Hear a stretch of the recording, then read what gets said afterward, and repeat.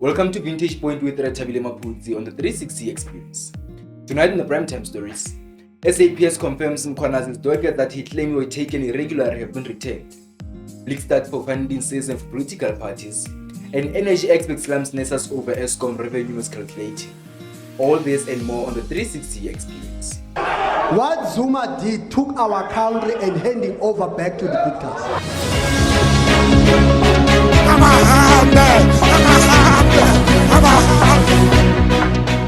The South African Police Service has confirmed that the dockets previously claimed by KwaZulu-Natal Police Commissioner Lieutenant General Mkhwanazi to have been taken irregularly have now been returned.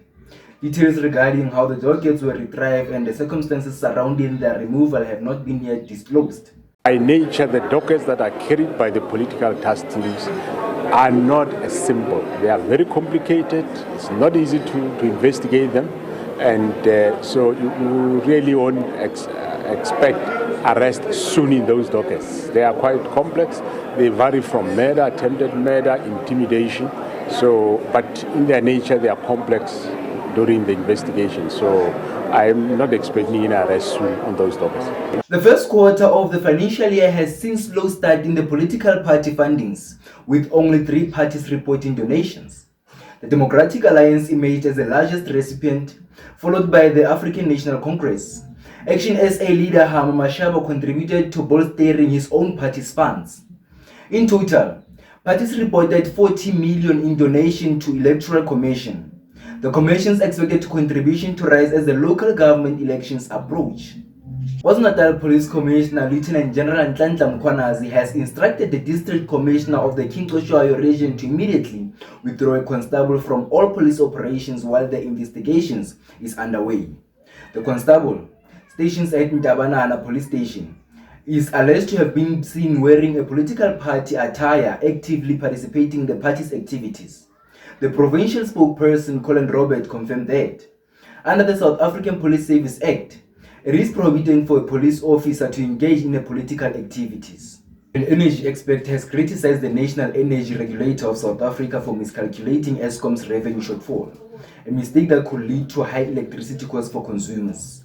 This week, Nersa agreed to an out-of-court settlement of 54 billion with Eskom after utility filed a judicial review challenging a regulator's original revenue determination.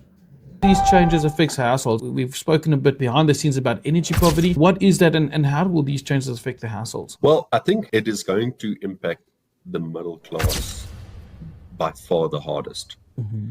In South Africa, we have, in theory, free basic energy, where there's 50 kilowatt hours of free energy to indigent communities. Mm-hmm. Then we have every municipality with their tariff structures. Mm-hmm.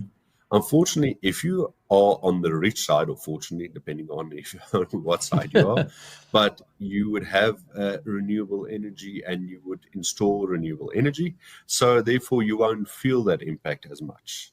If you are on the FBE side, the free basic energy side, you're already getting free electricity, so that's not going to impact you the most. But the burden is on the middle class income. And I mean, I don't need to tell anyone, currently in this country, the middle class is bleeding. We have school fees to pay. Our money just doesn't go as far, especially because of things like tariff structures and so on that's not well thought out. US tariffs of 50% took an effect on Wednesday on many Indian products, doubling an existing duty as President Donald Trump sought to punish New Delhi for buying Russian oil.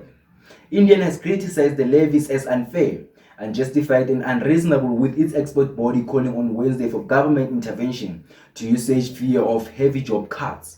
That was all with Ratabile Mapudzi on the Vintage Point in the 360 Experience. Make sure that you like and share. For more updates, please make sure that you hit the subscribe button. This is goodbye for today. Until we meet again next time. Ciao, ciao. What Zuma did took our country and handing over back to the dictators.